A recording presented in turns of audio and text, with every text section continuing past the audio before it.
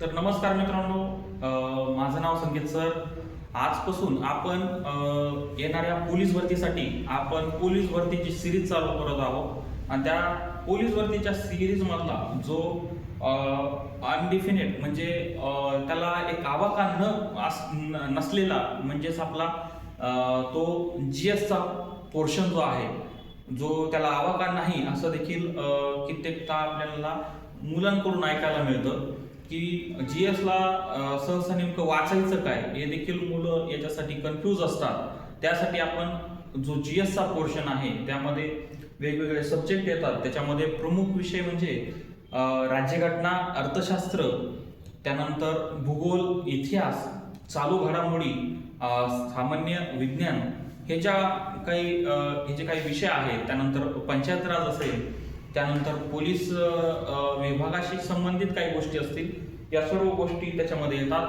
मग त्यामधला पहिला आणि महत्त्वाचा जो जास्त मार्क मिळवून देण्याचा जो पहिला विभाग म्हणता येईल किंवा पहिला पोर्शन म्हणता येईल असा आपला भारतीय राज्यघटना किंवा पॉलिटी म्हणता येईल त्याला, किंवा पंचायत राजच्या संबंधित म्हणता येईल. तर हा आपला पोर्शन आज आपण सुरू करूया, ज्याच्यामध्ये खूप जवळजवळ एका पेपरमध्ये त्या 25 पैकी 5 ते 6 क्वेश्चन हे त्या भारतीय राज्यघटना किंवा पॉलिटीवर अवलंबून असतात. त्यासाठी खूप ते तुम्हाला अभ्यास करण्याची गरज पडणार आहे, म्हणजेच आपली भारतीय राज्यघटना.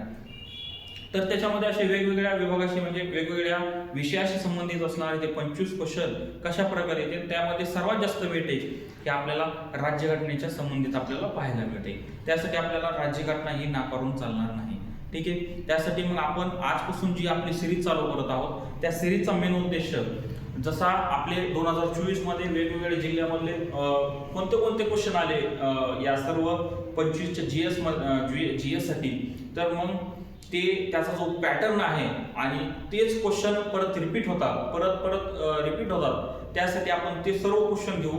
त्याचा आपल्याला बेनिफिट कोणता राहील? पहिला बेनिफिट म्हणजे आपला तो प्रश्नाचा पॅटर्न आपल्याला नक्की समजून जाईल, आणि दुसरं म्हणजे की हे जे परत रिपीट होणारे काही क्वेश्चन आहेत त्याच्यामुळे मग आपल्याला तो देखील फायदा होणार आहे. ठीक आहे.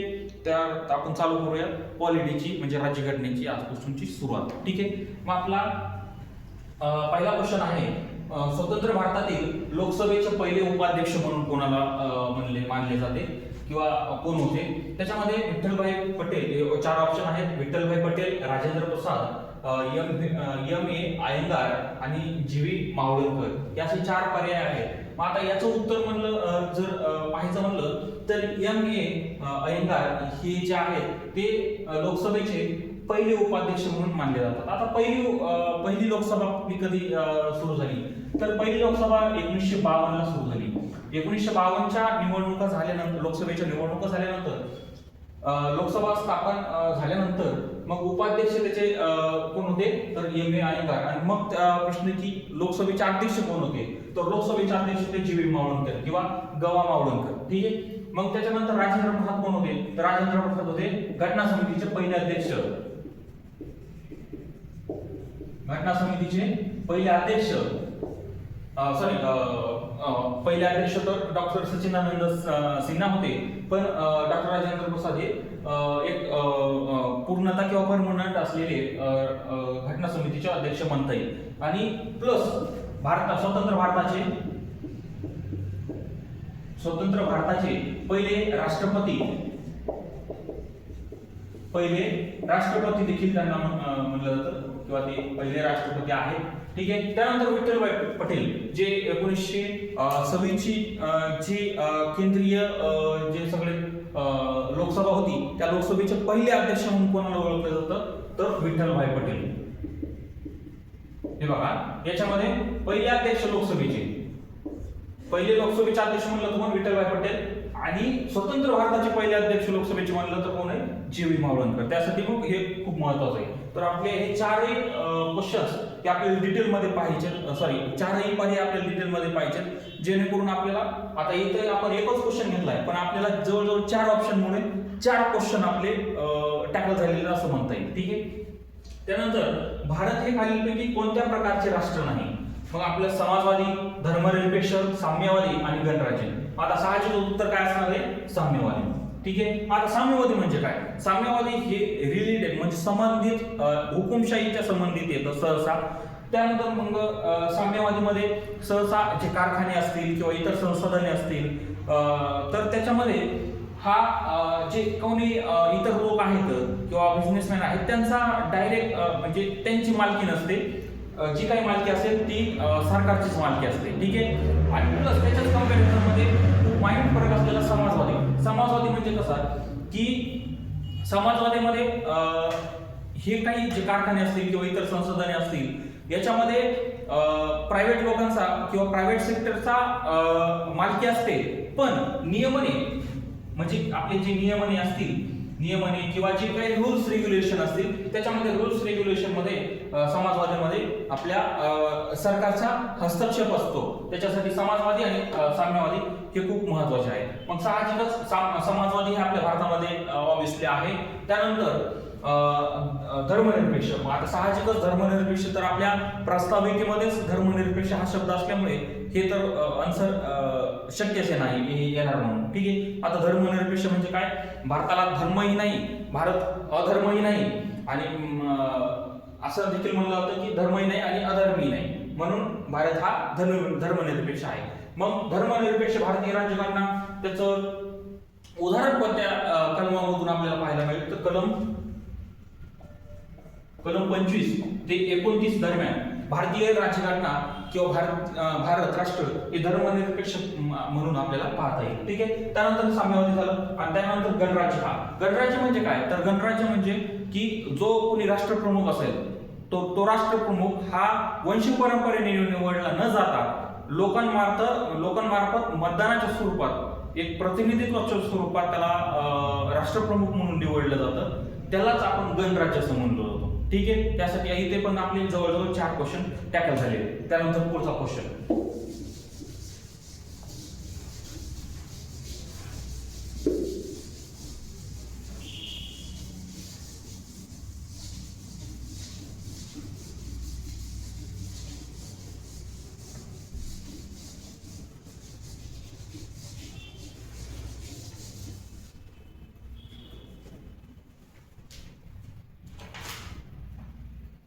खालीलपैकी कोणत्या योजनेद्वारे भारतीय संविधान सभेची निर्मिती केली गेली? कोणत्या? तिसरा क्वेश्चन, कोणत्या योजनेद्वारे? आपला टेक्निकल इश्यू आहे, थोडं आपल्याला लिहायला वेळ लागू शकतो म्हणून आपला थोडासा व्हिडिओ जास्त जरी झाला तरी हे जे लिहिण्याचं जे आहे लिहितोय मी त्याच्यामध्ये थोडा आपला 30 ते 40 सेकंद जातील, पण तिथून तुम्ही तो स्किप केला तरी चालेल. ठीक आहे. कोणत्या योजनेद्वारे भारतीय संविधान किंवा संविधान कोणत्या योजनेद्वारे काय म्हणलं जातं? संविधान सभेची निर्मिती केली गेली. सभेची निर्मिती झाली. ठीक आहे. त्याच्यामधला पहिला ऑप्शन क्रिप्स योजना.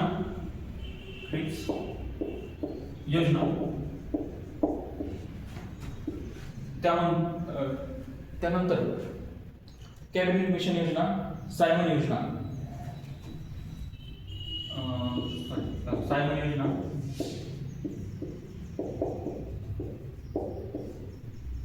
त्यानंतर तिसरी कॅबिनेट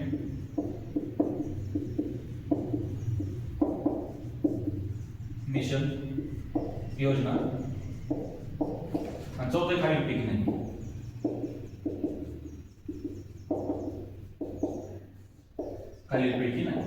त्याच्यामध्ये मग समजून घ्या की क्वेश्चन काय तर कोणत्या योजनेद्वारे संविधान सभेची निर्मिती झाली, तर त्याच्यामध्ये मग पहिला होता आहे ऑप्शन किड्स योजना, त्यानंतर सेकंड एक सायमन योजना, त्यानंतर कॅबिनेट मिशन योजना आणि चौथा एक खालीलपैकी नाही. त्याच्यामध्ये मग आन्सर काय असणार आपलं? कॅबिनेट मिशन योजना किंवा त्रिमंत्री योजना. याला ऑर मध्ये काय म्हणलं जाईल? त्रिमंत्री योजना. ठीक आहे. त्यानंतर क्रिप्स योजना, जे क्रिप्स हे जे इंग्लंडमधून जे पाठवण्यात आले होते त्यांना पाठवल्यामुळे ती क्रिप्स योजना म्हणून ओळखली जाते. त्यानंतर सायमन योजना कधी आली होती? 1927. ही इतिहासामध्ये खूप महत्त्वाची सायमन योजना. या सायमन आयोगामध्ये भारतीयांचा कसलाच सहभाग नसल्यामुळे जे कोणी सायमन कमिशन मध्ये जे लोक होते ते सर्व इंग्लंडचे लोक म्हणजे ब्रिटिशांचे लोक होते. त्यामुळे ती सायमन योजना ही भारतीयांनी पूर्णतः नाकारली होती, म्हणून ती खूप महत्त्वाची 1927 ला आली होती. त्यानंतर कॅबिनेट मिशन प्लॅन म्हणजे त्रिमंत्री योजना, यानुसार आपली भारतीय राज्यघटनेला निवडणुकीला सुरुवात झाली, म्हणजे संविधान सभेला सुरू झाली. मग आता कशी सुरुवात झाली तर ती शॉर्टली फास्ट मध्ये आपण पाहून घेऊया. तर त्या या योजनेनुसार भारतीय राज्यघटना ही पूर्णतः भारतीयांनी बनवली पाहिजे आणि ती घटना समितीच्या स्थापन झाल्यानंतर ती घटना समिती संविधान हे बनलं गेलं जाणार होतं. ठीक आहे. त्यामध्ये मग 389 सदस्यांसाठी निवडणुका लागल्या बघा. 389 सदस्यांसाठी त्याच्यामध्ये 3 ग्रुप किंवा 3 विभाग पाडले गेले. त्याच्यामध्ये पहिला कोणता होता? ब्रिटिश प्रांत. त्याच्यासाठी होते 292 सदस्य बघा. त्यानंतर चीफ कमिशनरांचे प्रांत. चीफ कमिशनरांचे प्रांत होते त्याचे होते 4. त्याच्यामध्ये दिल्ली, अजमेर मारवाड, त्याच्यानंतर कुर्ग आणि बलुचिस्तान हे आपले POK मध्ये येतं. त्याच्यानंतर अजमेर मारवाड हे राजस्थानमध्ये, कुर्ग हे कर्नाटकमध्ये आणि ऑब्विसली दिल्लीत आपलं हेच आहे आपली राजधानीत आहे. ठीक आहे. त्याच्यानंतर तिसरा आहे संस्थानिक. संस्थानिकला दिले होते 93. ठीक आहे. तर बरोबर होतं का? 7 9 बरोबर. ठीक आहे. तर हे 3 विभागानुसार हे वेगवेगळे हे टाकले. मग संस्थानिक हे भारतीय याच्यामध्ये संविधान सभेमध्ये सुरुवातीला तर त्यांनी प्रवेश केला नाही, पण मग ब्रिटिश प्रांत 292 आणि चीफ कमिशनरचे प्रांत 4 असे 296 जागांसाठी निवडणुका झाल्या. 296 जुलै ऑगस्ट 1946 ला निवडणुका झाल्या. आणि निवडणुका झाल्यानंतर मग साहजिकच काँग्रेस हा भारतातला सर्वात मोठा पक्ष असल्यामुळे काँग्रेसला जवळजवळ 208 जागा मिळाल्या. म्हणजे असं म्हणलं जातं की 11 जागा वगळता सर्वसाधारण जागा काँग्रेसला मिळाल्या. त्यानंतर आपले जे मुस्लिम लीग आहे, मुस्लिम लीगला असं म्हणलं जातं की 73 जागा मिळाल्या आहेत. म्हणजे 5 वगळता सर्व मुस्लिम जागा असं म्हणलं जातं. त्यानंतर 15 जागा इतरांना मिळाल्या होत्या. त्या 15 जागांमध्ये 7 पक्ष जे प्रत्येकी 7 पक्षांना 7 जागा आणि त्यानंतर 8 जागा ह्या अपक्षांना मिळाल्या होत्या असं म्हणलं जातं. ठीक आहे. त्यानंतर पुढचा क्वेश्चन.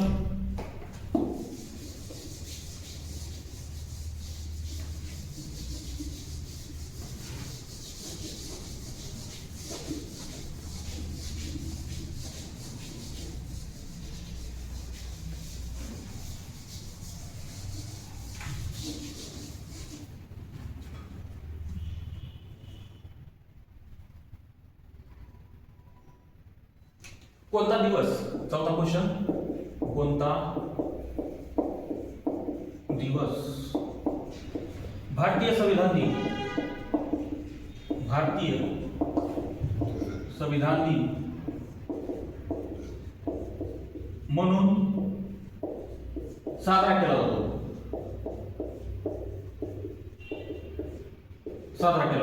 त्याच्यामध्ये ऑप्शन घ्या. पहिलं ऑप्शन आहे 26 जानेवारी, 15 ऑगस्ट, 26 नोव्हेंबर आणि 2 ऑक्टोबर. 26 जानेवारी,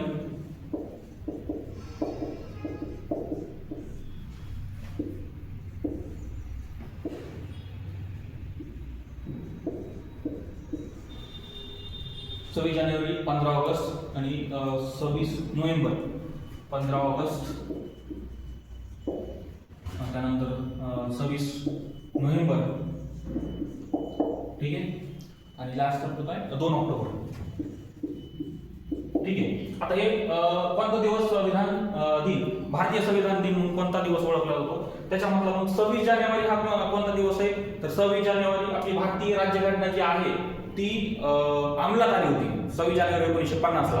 ठीक आहे. त्यानंतर 15 ऑगस्ट आता ऑब्विसली येतं काय की आपल्या भारताला स्वातंत्र्य मिळालं होतं. त्यानंतर 26 नोव्हेंबरला काय झालं की भारतीय राज्यघटना ही स्वीकृत झाली होती आणि 2 ऑक्टोबरला काय तर आपल्या आपले भारताचे राष्ट्रपिता म्हणून जे ओळखले जातात महात्मा गांधी, त्यांची जयंती किंवा जन्मदिवस हा 2 ऑक्टोबर आहे. ठीक आहे. मग आता भारतीय संविधान दिन म्हणून कोणता ओळखला जातो तर 26 नोव्हेंबर.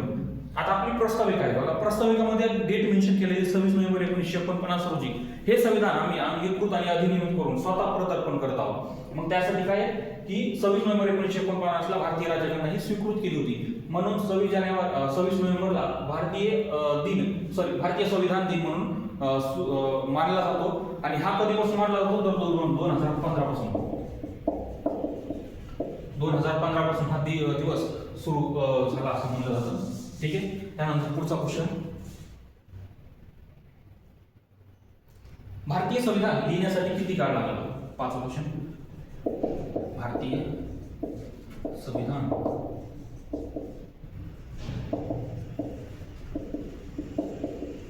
लिहिण्यासाठी कालावधी किती लागला? ठीक आहे. त्याच्यामध्ये पहिला क्वेश्चन ऑप्शन कोणते? ऑप्शन 2 वर्ष 10 महिने 11 दिवस. 2 वर्ष 11 महिने आणि 10 दिवस शॉर्ट फॉर्म मध्ये लिहिलो. त्यानंतर 3 वर्ष 11 महिने 17 दिवस. 3 वर्ष 11 महिने 17 दिवस. ठीक आहे. त्यानंतर 2 वर्ष 10 महिने 12 दिवस. 2 वर्ष 10 महिने 12 दिवस. आणि लास्ट वाला 2 वर्ष 11 महिने 17 दिवस. 2 वर्ष 11 महिने 17 दिवस. ठीक आहे. याच्यामध्ये मग साहजिकच ही आता हे जे ऑप्शन आहेत ही ऑप्शन ही रॅन्डमली दिलेले आहेत. ठीक आहे. म्हणजे आता ह्याचं उत्तर कोणतं आहे? 2 वर्ष 11 महिने 17 दिवस. आता काही पुस्तकांमध्ये 2 वर्ष 11 महिने 18 दिवस देखील मेन्शन आहे. पण 2017 आणि 18 मध्ये थोडं ते कन्फ्युजन सर्वांनाच आहे. इव्हन सर्व जे क्वेश्चन जे बनवतात त्यांना देखील क्वेश्चन म्हणजे त्यामध्ये अडचण आहे किंवा कन्फ्युजन आहे असं देखील. आता कन्फ्युजन नाही, प्रत्येकाचे वेगवेगळे सोर्स आहेत.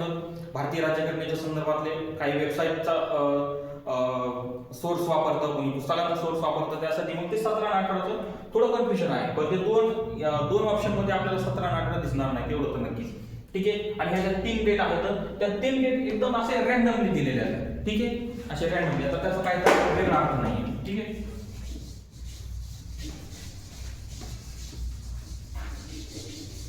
5 क्वेश्चन झाले तर आपल्याला रोज जवळजवळ 25 क्वेश्चन संपवायचे.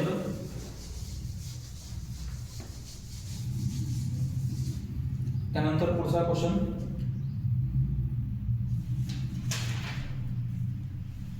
घटना समितीने भारतीय राज्यघटनेने उद्देश पत्रिका ही भारतीय राज्यघटनेने 6वा क्वेश्चन, भारतीय राज्यघटनेने उद्देश पत्रिका कोणत्या देशाकडून घेतली?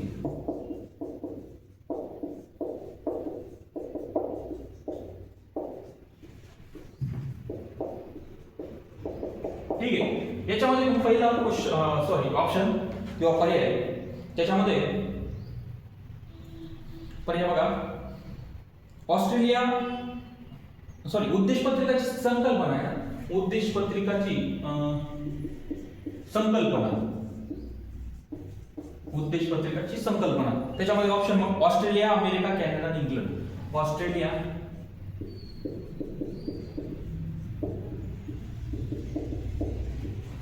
सेकंड अमेरिका,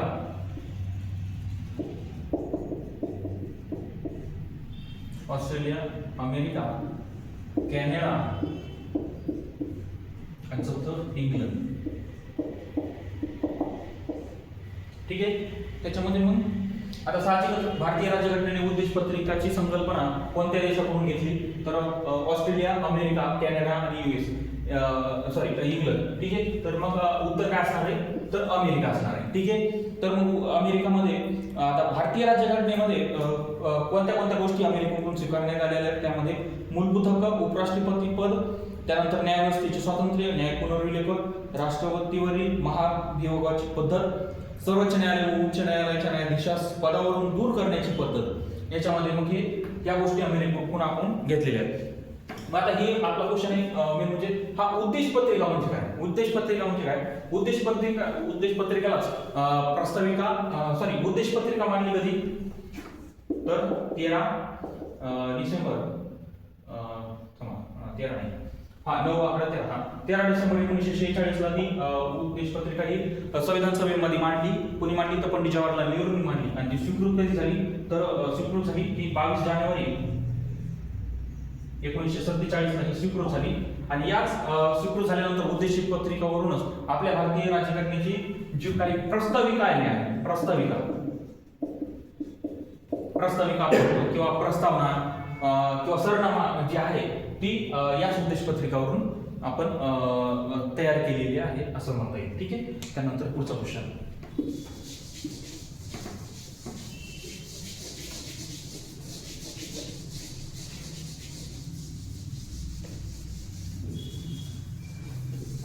सहा क्वेश्चन झाले. पुढचा क्वेश्चन.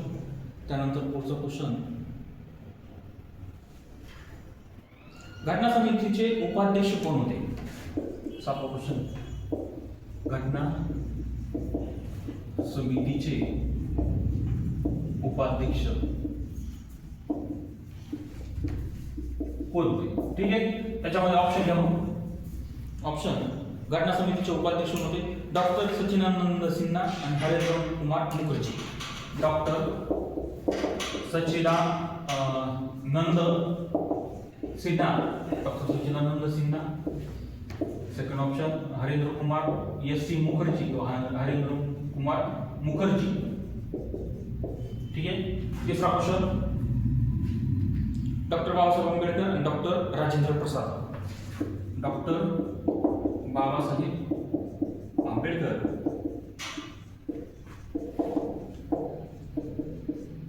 आणि चौथा क्वेश्चन आहे डॉक्टर राजेंद्र प्रसाद.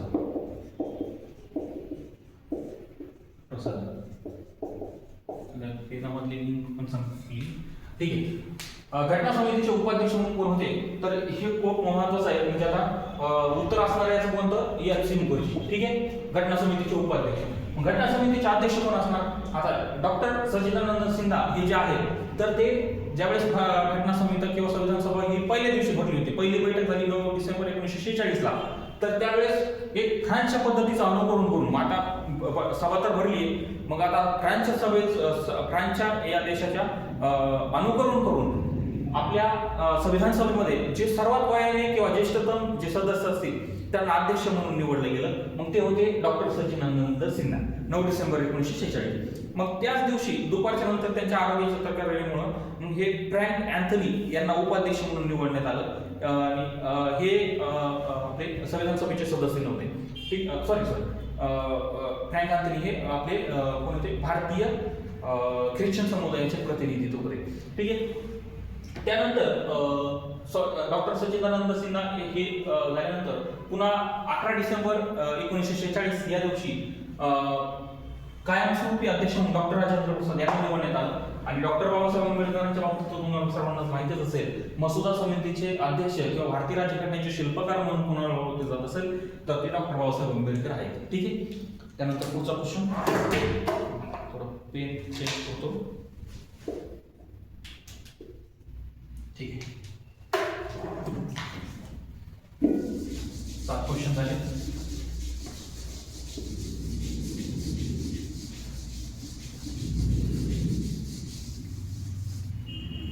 त्यानंतर पुढचा क्वेश्चन.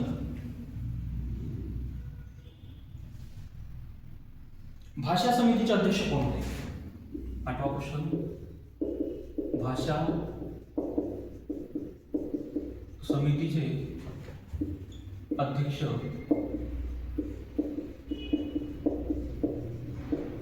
कोण होते? ठीक आहे. त्याचा ऑप्शन घ्या. भाषा समितीचे अध्यक्ष के मुंशी राजेंद्र प्रसाद. के मुंशी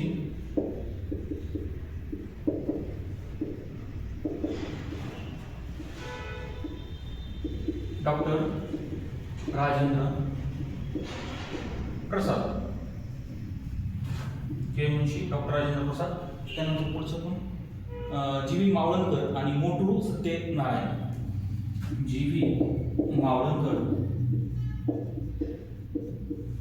त्यानंतर चौथे मोटू सत्यनारायण, मोटू सत्यनारायण,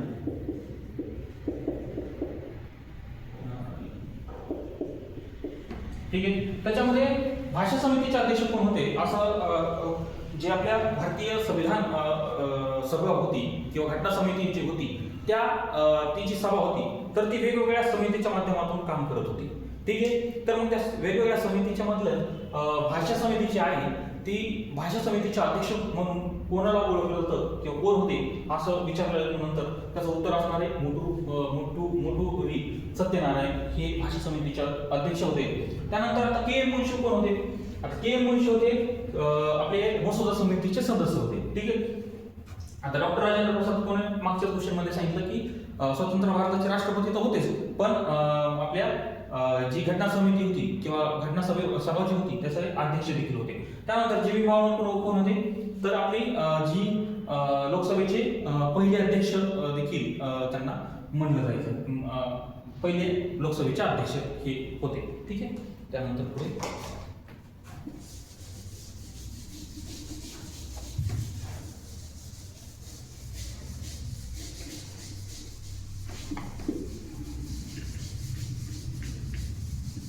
आठ क्वेश्चन झालेले आहेत. त्यानंतर पुढे स्वतंत्र भारताचे पहिले गृहमंत्री कोण? 9वा क्वेश्चन. स्वतंत्र भारताचे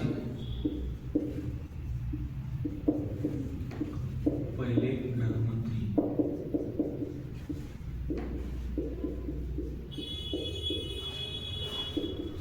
स्वतंत्र भारताचे पहिले गृहमंत्री कोण? आता त्यात ऑप्शन बघा.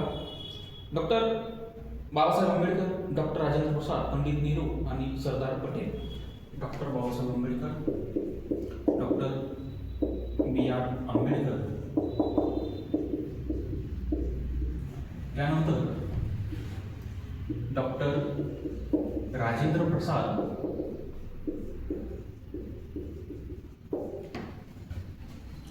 तिसरं पंडित जवाहरलाल नेहरू, पंडित नेहरू, आणि चौथा ऑप्शन आहे आपले सरदार पटेल, ठीक आहे. पुढे सरदार पटेल आहे. तर मग आता क्वेश्चन काय, तर स्वतंत्र भारताचे पहिले गृहमंत्री कोण? आता डॉक्टर बाबासाहेब आंबेडकर तर सर्वांना माहिती आहे, ठीक आहे. त्यानंतर डॉक्टर राजेंद्र प्रसाद हे देखील तुम्हाला सांगितलं की घटना सभेचे अध्यक्ष होते. पंडित नेहरू कोण होते? स्वतंत्र भारताचे पहिले पंतप्रधान किंवा पीएम हे कोण होते? पंडित जवाहरलाल नेहरू होते. आणि सरदार पटेल हे स्वतंत्र भारताचे पहिले गृहमंत्री होते, ठीक आहे. त्यानंतर मग अजून ठीक आहे. आता पुढचा क्वेश्चन, भारतीय संविधानाने एक प्रबळ निर्मिती केली, ठीक आहे. भारतीय संविधानाने एक प्रबळ डॅश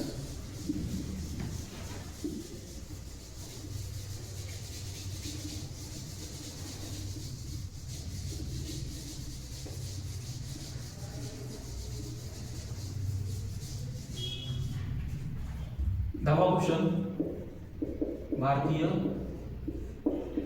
संविधानाने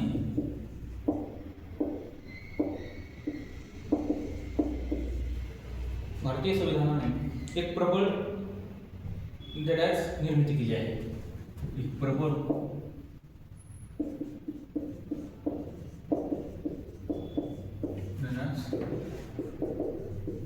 निर्मिती केली आहे, ठीक आहे. आता पहिला ऑप्शन, याच्यामध्ये पहिला ऑप्शन काय की राज्य क्षेत्राची, दुसरी संघ राज्याची, राज्य क्षेत्राची, दुसरं संघ राज्याची,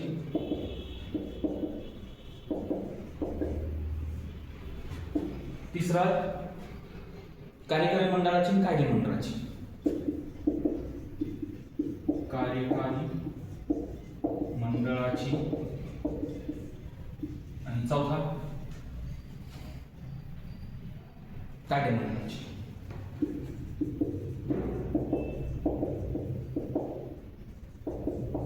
तर आता पहा आपला 10वा क्वेश्चन, भारतीय संविधानाने एक प्रबळ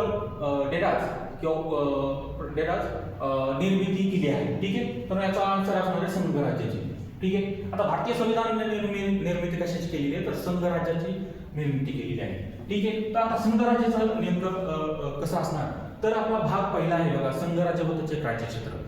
पण आपल्या भारतीय राज्यघटनेमध्ये संघराज्य हा शब्द प्रयोग आपल्याला पाहताना दिसत नाही. ठीक आहे, मग भारतीय संविधान हे संघराज्य नसून हे एक राज्यांचा संघ मिळून बनलेला आहे असं देखील आपल्याला मानता येईल. ठीक आहे, तर त्याच्यामध्ये संघराज्य हे खूप महत्वाचं आहे.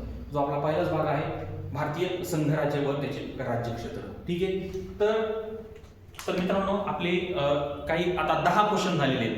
पण आता आपल्याला हे सगळे टेक्निकल जे काही गोष्टी आहेत, टेक्निकल प्रॉब्लेम आहेत, त्यानंतर आपल्याला व्हिडिओ पण जास्त मोठा करता येणार नाही आहे. त्यासाठी आपण 10च क्वेश्चनवर इथेच आपण थांबूयात.